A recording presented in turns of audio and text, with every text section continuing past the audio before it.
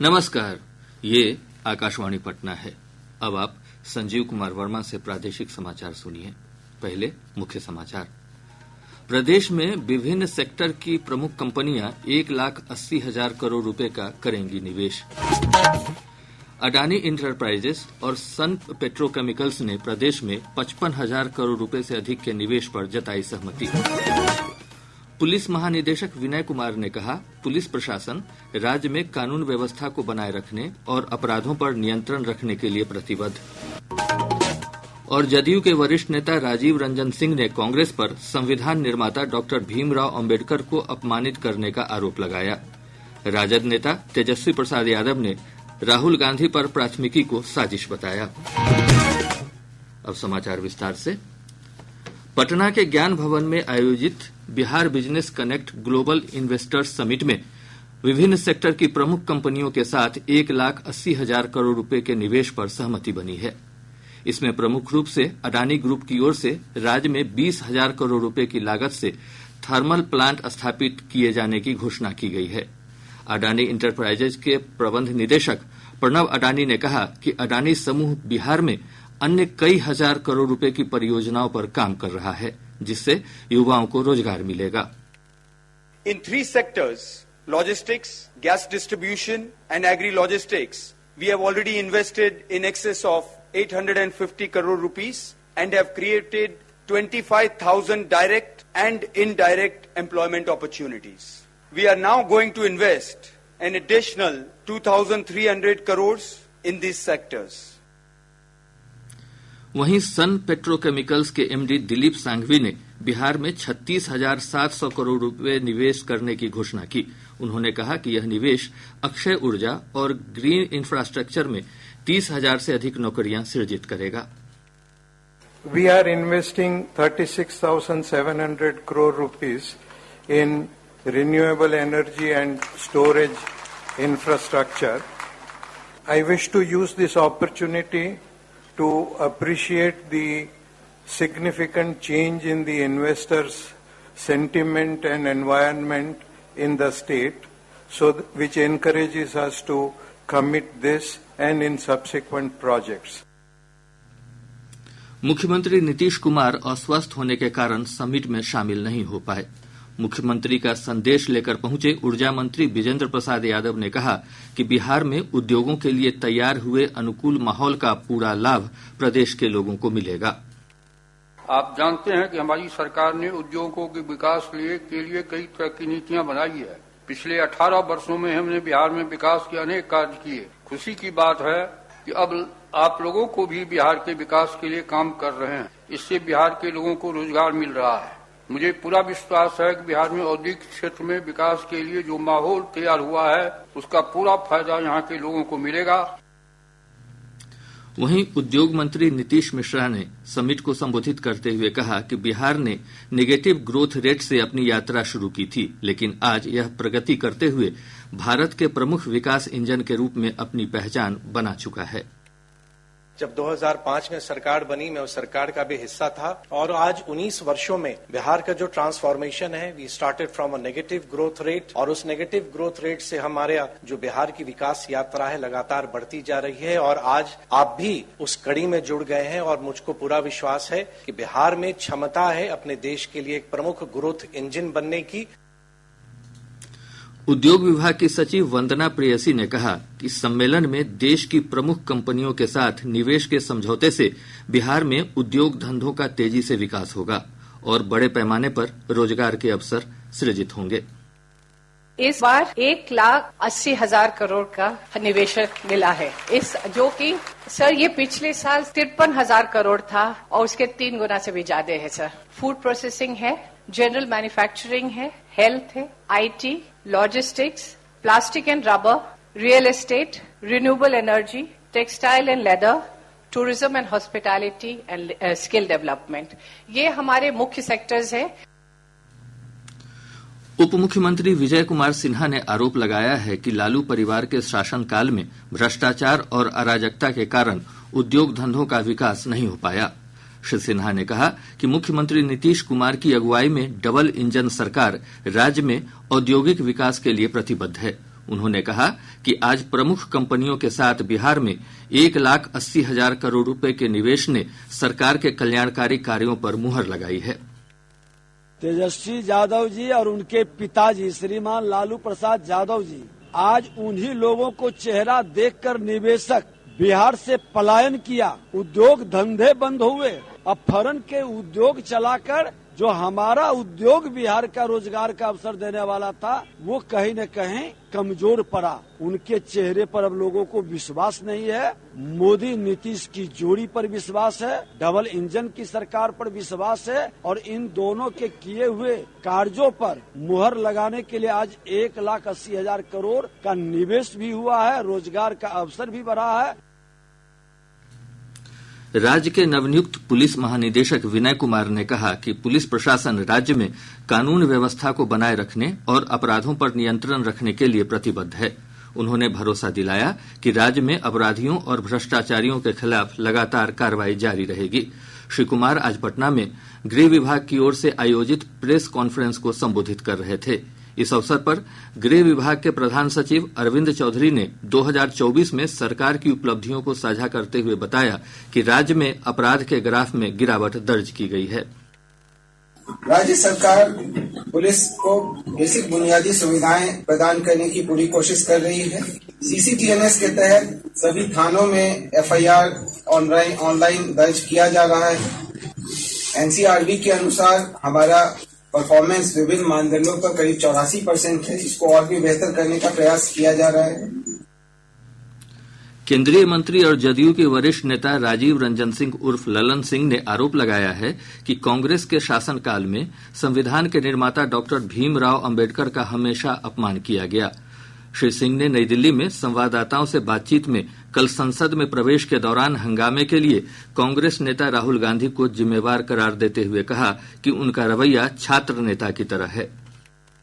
सारी कांग्रेस पार्टी के शासनकाल में बाबा साहेब भीमराव अंबेडकर को अपमानित किया गया। अब राहुल गांधी अपनी तुलना अंबेडकर से कर रहे हैं। इससे बड़ा हास्यास्पद क्या हो सकता है? ये बचपना है, मैच्योरिटी नहीं है उनमें। असल पॉलिटिकल वर्कर का एक ट्रेनिंग होता है। पॉलिटिकल वर्कर की ट्रेनिंग तो उन्होंने ली नहीं, विरासत में मिल गया, ऊपर से एयर ड्रॉप हो गए। छात्र नेता वाला गुण है अभी। वो समझते हैं कि छात्र नेता प्रधानमंत्री बनने का सपना देख रहे हैं, विरोधी दल का नेता बन गए हैं और छात्र नेता की तरह बिहेव करते हैं।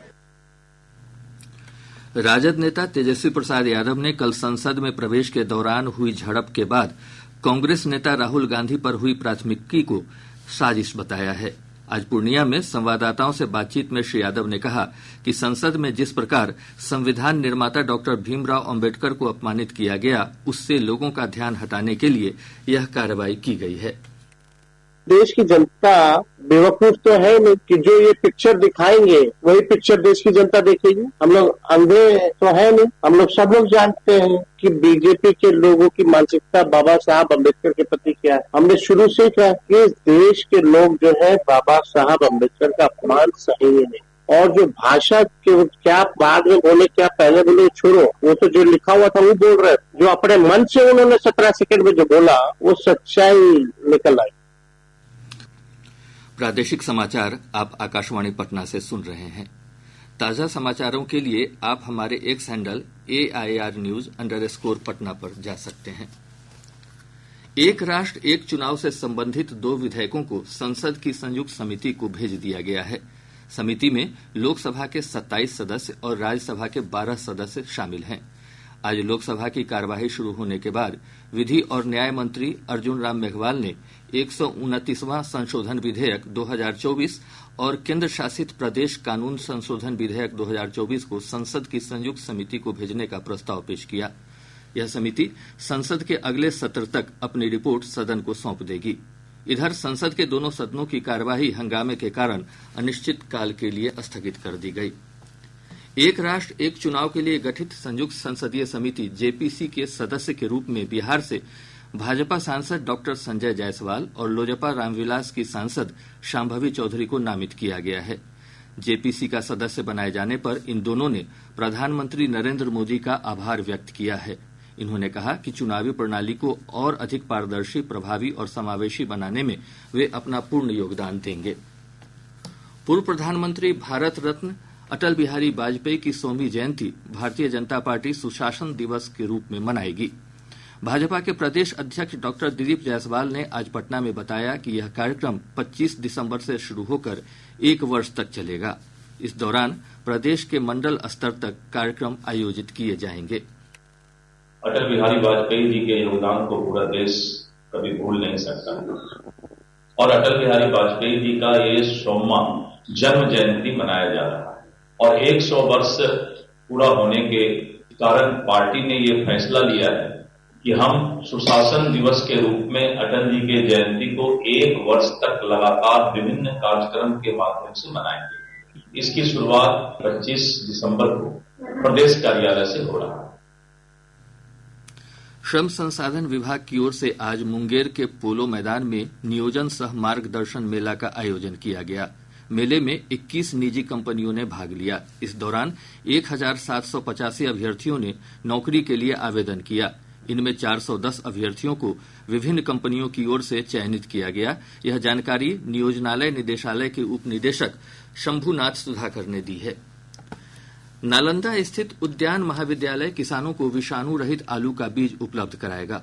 महाविद्यालय के प्राचार्य डॉक्टर रणधीर कुमार ने यह जानकारी देते हुए बताया कि इससे किसानों के खेती की लागत में कमी आएगी। उन्होंने बताया कि वैज्ञानिक तरीके से खेती करने के लिए महाविद्यालय की ओर से किसानों को प्रशिक्षित भी किया जाएगा। मौसम विज्ञान केंद्र पटना के वैज्ञानिक कुमार गौरव ने बताया कि अगले 24 घंटों के दौरान सुपौल, पूर्णिया, कटिहार, सहरसा, किशनगंज और भागलपुर जिले के अधिकांश स्थानों पर घना कोहरा छाये रहने की संभावना है। वहीं राज्य के अन्य जिलों में हल्के से मध्यम स्तर का कुहासा छाया रहेगा। आज के मौसम विश्लेषण के अनुसार वहीं अगले 5 दिनों के दौरान प्रदेश के मौसम में कोई विशेष परिवर्तन नहीं होने का पूर्वानुमान है। मौसम शुष्क एवं आकाश मुख्यतः साफ बना रहेगा। प्रदेश का अधिकतम एवं न्यूनतम तापमान अपने सामान्य रेंज में ही बना रहेगा। सुबह के समय प्रदेश के अधिकांश भागों में हल्के से मध्यम स्तर का कुहासा एवं विशेषकर प्रदेश के उत्तर पूर्व भाग में 1 या 2 स्थानों पे सुबह के समय घना कुहासा छाये रहने की संभावना है। इधर आज रोहतास का डेहरी और समस्तीपुर का पूसा राज्य का सबसे ठंडा स्थान रहा, जहां का न्यूनतम तापमान 7.5 डिग्री सेल्सियस रिकॉर्ड किया गया। पटना के दानापुर स्थित चांदमारी मैदान में आज से अग्निवीर भर्ती रैली शुरू हो गई है। भर्ती निदेशक कर्नल करण मेहता ने बताया कि 26 दिसंबर तक आयोजित रैली में राज्य के 7 जिलों पटना, बक्सर, भोजपुर, सिवान, सारण, गोपालगंज और वैशाली जिले के पुरुष अभ्यर्थी शामिल हो सकते हैं। वहीं 27 दिसंबर को बिहार और झारखंड की महिला उम्मीदवारों के लिए अग्निवीर रैली का आयोजन किया जाएगा। मधुबनी में महिला बाल विकास निगम और समाज कल्याण विभाग की ओर से बेटी बचाओ बेटी पढ़ाओ अभियान के तहत फलदार पौधों का वितरण किया गया। पिछले 3 दिनों में जन्मे 34 कन्या शिशु के नाम पर उनके परिजनों को घरों में पौधारोपण का सुझाव दिया गया। मौके पर जिलाधिकारी अरविंद कुमार वर्मा मौजूद रहे। उन्होंने कहा कि महिला सशक्तिकरण की दिशा में यह कार्यक्रम अपने लक्ष्यों को हासिल करेगा। रोहतास जिले के डेहरी थाना के पाली रोड पर पुलिस ने एक वाहन से 56 किलोग्राम गांजा के साथ 5 तस्करों को गिरफ्तार किया है। इधर पश्चिम चंपारण जिले के मझौलिया थाना क्षेत्र से पुलिस ने 1 किलोग्राम से अधिक मादक पदार्थ के साथ 2 तस्करों को गिरफ्तार किया है। वित्त मंत्रालय के अवर सचिव संजय कुमार झा ने आज शेखपुरा जिले के बरबीघा में जीविका दीदियों से संवाद किया। इस अवसर पर श्री झा ने 116 जीविका समूहों को 5.5 करोड़ रुपए का चेक प्रदान किया। सुपौल के हरदी दुर्गा स्थान परिसर में जिला प्रशासन की ओर से वीर लोरिक महोत्सव में दंगल प्रतियोगिता का आयोजन किया जा रहा है, जिसमें स्थानीय और देश विदेश के पहलवानों के बीच कुश्ती का मुकाबला हो रहा है। और अब अंत में मुख्य समाचार एक बार फिर। प्रदेश में विभिन्न सेक्टर की प्रमुख कंपनियां 1,80,000 करोड़ रुपए का करेंगी निवेश। अडानी इंटरप्राइजेज और सन पेट्रोकेमिकल्स ने प्रदेश में 55,000 करोड़ रुपए से अधिक के निवेश पर जताई सहमति। पुलिस महानिदेशक विनय कुमार ने कहा, पुलिस प्रशासन राज्य में कानून व्यवस्था को बनाए रखने और अपराधों पर नियंत्रण रखने के लिए प्रतिबद्ध।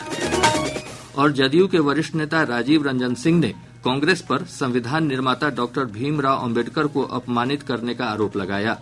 राजद नेता तेजस्वी प्रसाद यादव ने राहुल गांधी पर प्राथमिकी को साजिश बताया। इसके साथ ही आकाशवाणी पटना से प्रसारित प्रादेशिक समाचार का यह अंक समाप्त हुआ।